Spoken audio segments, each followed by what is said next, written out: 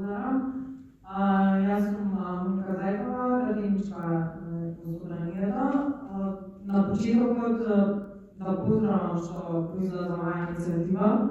Ајде да кажем дека никогаш не е доцна за да се поправат работите и да не се одучиме на нови жртви, иако на вистина е прашањето колку жртви однесуваме окот на институциите. На почетокот оваа расправа веќе во оваа форма повеќе се доаѓа затоа што на почетокот беше институциите треба да постапуваат, треба да се координираат, а ние институциите, пошто ние ги менаџираме институциите и не знам зашто до сега треба да кажеме дека треба да постапуваме за да има постапки и да има координација. Ако бројките покажат дека растат бројот на пријави, очигледно е дека мора да постапува системот и подобро да се координира.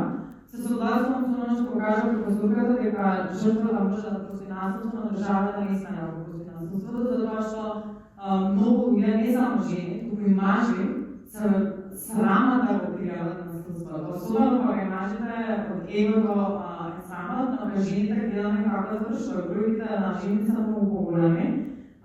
И тука немаме веќе право на изговори и немаме право на дискусии што треба да се направи или не треба да се направи.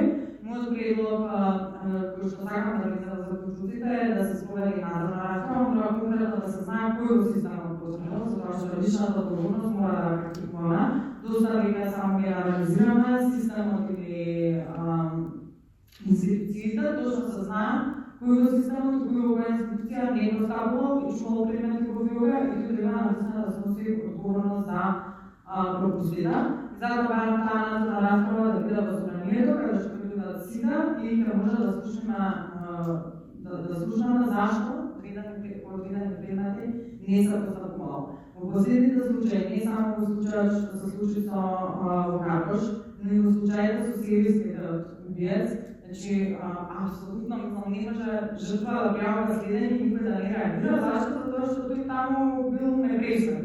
Што го е непреснат? Треба да некој да реагира на сите затоа што е непреснат, мислам тоа е смешан изговор.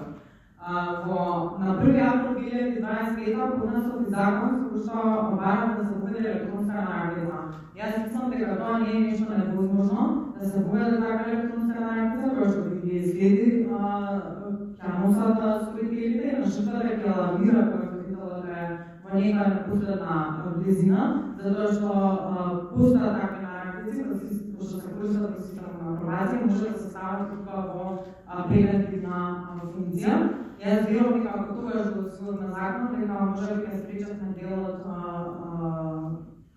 линијата кои што денес ги читаме да бидат жртви кои што ќе завршат со фатални последици.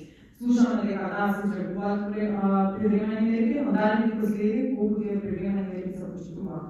Колку привремени мерки се изречени, а повторно сторителот се приближува до жртвата. Вчера имаше по порталите дека жената веќе учено бара да престане да се приближува и да ги малтретира, затоа што спротивно ќе мора да преземе самата мерки.